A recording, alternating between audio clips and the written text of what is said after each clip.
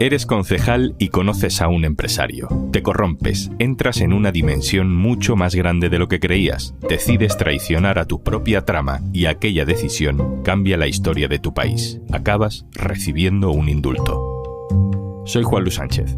Hoy en Un Tema al Día, Peñas y la Gürtel, la traición que tumbó a un gobierno. Una cosa antes de empezar. Tenemos una super oferta para ti. Por solo 3,25 € al mes puedes disfrutar de todos los contenidos de eldiario.es y Podimo. Y ahora, además, podrás ver antes que nadie las entrevistas de Un Tema al Día, que ya sabes, están en exclusiva en Podimo. Tienes todos los detalles en eldiario.es/promopodimo. Año 2000. España va bien y José Luis Peña no es nadie. Es un funcionario municipal de Madrid que se había afiliado al PP y estaba colocado como asesor del alcalde en Majadahonda.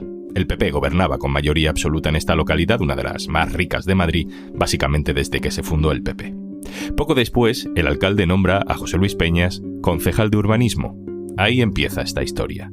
Estamos en los años del pelotazo, los años de la burbuja inmobiliaria, y a través del alcalde, Peñas conoce a un empresario peculiar que parecía moverse con toda soltura dentro del PP. Se llamaba Francisco Correa. Ahora sabemos que Correa, en alemán, se dice Gürtel, pero entonces no sabíamos nada ni de Correa, ni de Peñas, ni de lo que estaba por venir. Correa y Peña se hacen amigos. En aquella época, en aquel contexto, ser amigo del alma significaba cosas. Correa le pagó a Peñas un viaje a las Islas Mauricio como regalo de boda. Luego vendrían muchos otros obsequios más, que la justicia ha cifrado en 40.000 euros. En algún momento de esta relación corrupta, algo cambia. En 2007, José Luis Peñas decide traicionar a su amigo Correa y a su propio partido y activa la cuenta atrás de una bomba judicial que estallaría 11 años después, en 2018. Esa bomba tiraría abajo al gobierno de Mariano Rajoy. A la vista de lo que todos sabemos, podemos presumir que la moción de censura saldrá adelante. En consecuencia, el señor Sánchez será el nuevo presidente del gobierno y yo quiero ser el primero en felicitarle. La justicia había condenado al PP a todo el partido por corrupción en el caso Gürtel. El Partido Popular, quedó probado, tenía una caja de dinero en B que recibía de empresarios a cambio de adjudicaciones y buenas relaciones. Ha sido un honor, no lo hay mayor, haber sido presidente del gobierno de España. Ha sido un honor dejar una España mejor de la que encontré. Ni las manifestaciones, ni los recortes, ni el auge de nuevos partidos, ni una debacle electoral. Fue aquella decisión de Peñas, 11 años antes, la que le dio en diferido la puntilla al PP, la que cambió la historia de la España reciente. Gracias a todos los españoles por haberme brindado su comprensión y su apoyo. Y suerte a todos ustedes por el bien de España. Muchas gracias. Elena Herrera, compañera, hola. ¿Qué tal, Juanlu? Elena Herrera es mi compañera del diario.es, especializada en información de tribunales. Elena, todo esto termina con un indulto parcial, ahora vamos a eso, pero empecemos por el principio. ¿En qué momento y por qué decide José Luis Peñas, 7 años después de conocer a Correa, volverse en contra de la trama en la que él mismo estaba metido?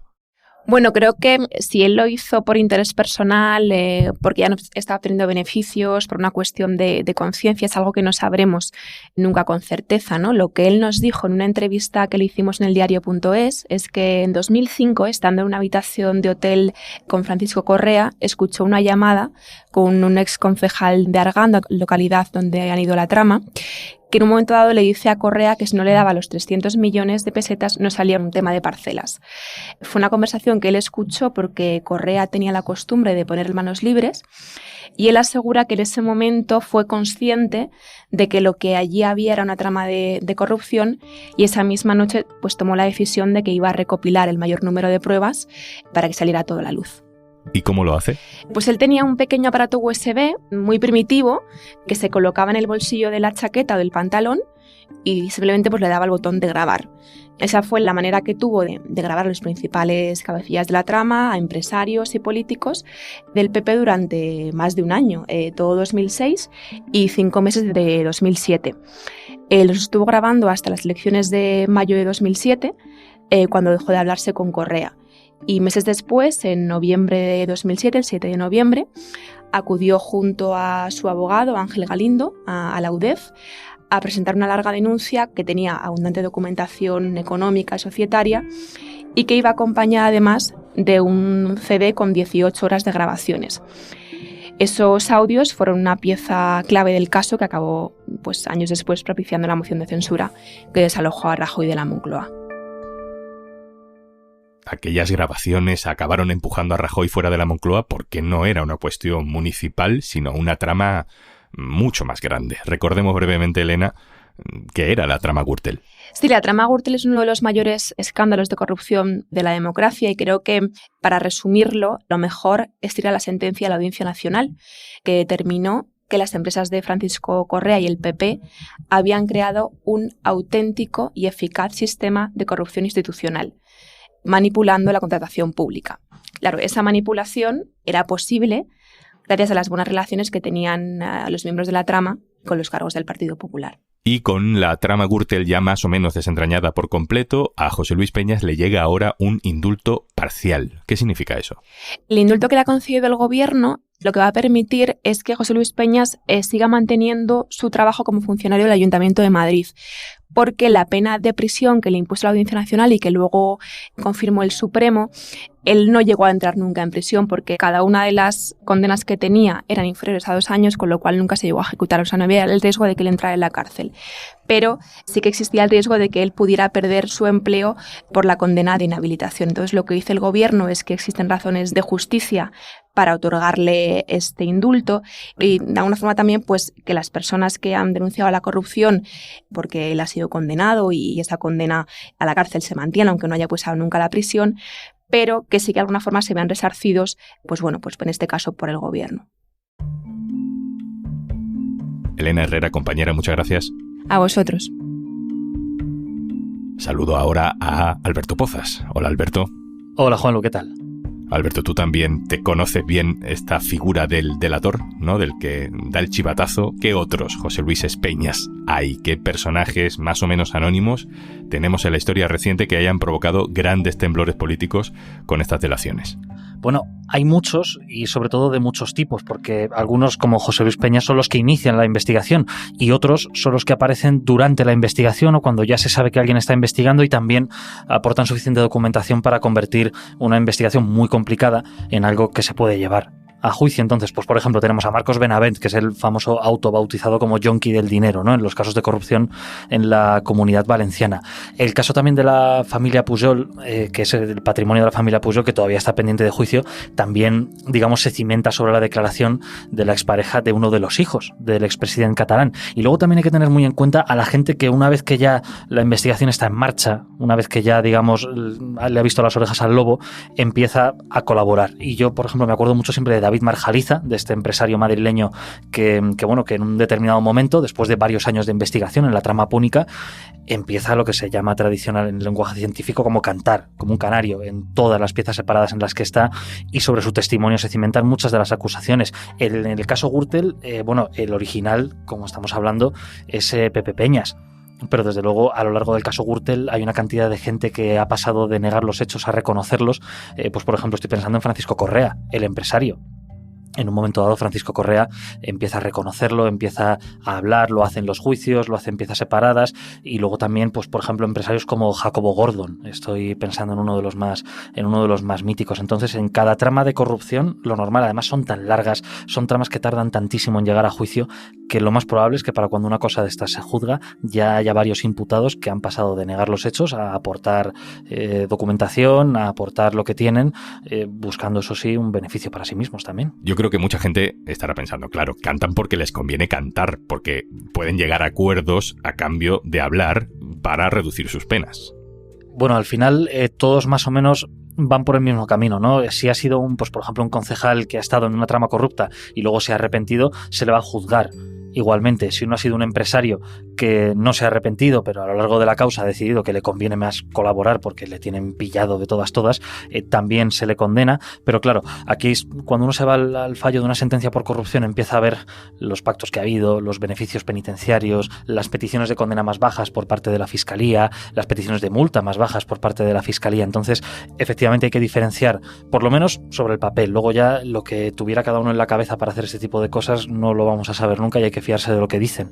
Pero desde luego lo que buscan la mayor parte de los que una vez iniciada la investigación se lanzan a colaborar y a reconocer las cosas es buscar de cara al juicio y de cara a una hipotética condena pues el mayor beneficio posible, el menor número de años de cárcel posible, las multas más bajas y la inhabilitación más baja. Entonces, bueno, efectivamente ahí hay que diferenciar entre alguien que ve la corrupción en su ayuntamiento, en su empresa, en su entorno y la denuncia, y quien una vez hay unas diligencias abiertas, una vez tienes encima echándote el aliento toda la Audiencia Nacional, ya te decides a cantar. El efecto es más o menos el mismo, pero efectivamente son cosas distintas.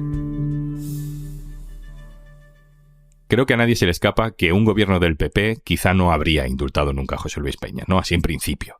Pero entiendo que el gobierno actual tampoco puede justificar un indulto parcial solo con un arrepentimiento por conveniencia, sino que debe haber algo más. En este caso sí, y no es solamente porque lo diga el gobierno, no es solamente porque el papeleo que maneje el gobierno para firmar este indulto lo diga, es que lo dijo el Tribunal Supremo, porque ya sabes que para este tipo de indultos primero se pide un informe, se pide la opinión a la Fiscalía, al tribunal que te ha condenado, y en este caso el Tribunal Supremo apoyó el indulto parcial de Pepe Peñas en cuanto a este tema de la inhabilitación que ya hemos hablado, y dijo que su forma de revelar la información, de aportar las grabaciones, no con estas palabras, pero dijo que fue valiente, y él mismo ha contado muchas veces que esto le ha costado amenazas, que le ha costado la tranquilidad a él y a su familia. Entonces esto ya no es gobierno, que se le podría atribuir una intención política. El Tribunal Supremo ha dicho que esta actuación de José Luis Peñas fue valiente, que por eso se le podía indultar como finalmente se ha hecho. Hoy hablamos de arrepentidos, de traidores para bien, pero luego hay gente, funcionarios, empleados de cualquier empresa que no están metidos en tramas corruptas, pero que las ven de cerca. Algunos de ellos denuncian, algunos de ellos facilitan grandes exclusivas periodísticas y ellos siempre permanecen en el anonimato y los aplausos quizás no los llevamos los periodistas, o facilitan grandes investigaciones judiciales.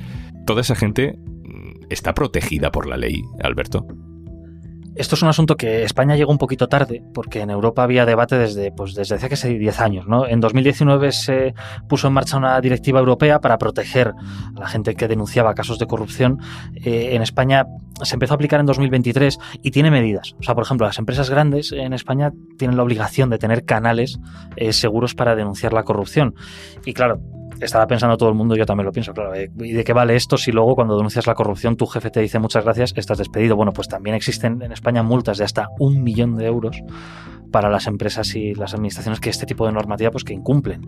Y por ejemplo, están prohibidas las represalias contra el denunciante de corrupción. ¿Esto es suficiente? Pues desde las, digamos, asociaciones y desde las acusaciones de este tipo de casos entienden que no, porque por ejemplo, aunque exista un canal de denuncia de corrupción en una empresa, nada te garantiza que no vaya a existir algún tipo de represalia de las que pasan un poquito por debajo del radar de la normativa y de los investigadores. El delito de revelación de secretos, como tristemente sabemos, pues sigue ahí y se le puede seguir aplicando a determinadas personas si lo que revelan, además de su testimonio, son documentos. Entonces la normativa se aplica en España desde hace poquito, porque España llegó un poquito tarde a este debate que ya se llevaba desarrollando en Europa desde hacía muchos años, pero vamos, los expertos en la materia y sobre todo los afectados, sobre todo los que han pasado por esto de denunciar algo y luego tener que asumir represalias, dicen que hay que mejorar un poquito más y que hay que blindar un poquito más la denuncia de la corrupción para que, en vez de depender de la buena voluntad o de que un corrupto quiera dejar de ser corrupto, pues que pueda depender de que la gente lo vea y lo quiera denunciar.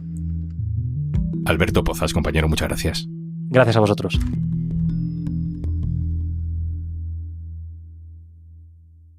Y antes de marcharnos... Escuchar podcast está genial, pero comentarlos y que los propios creadores puedan responderte es aún más divertido. Comenta los episodios de tus podcasts favoritos descargándote Podimo y viendo lo que opinan los demás usuarios. Disfruta de todos los contenidos de eldiario.es y Podimo por solo 3,25 € al mes. Tienes todos los detalles en eldiario.es/promo Podimo.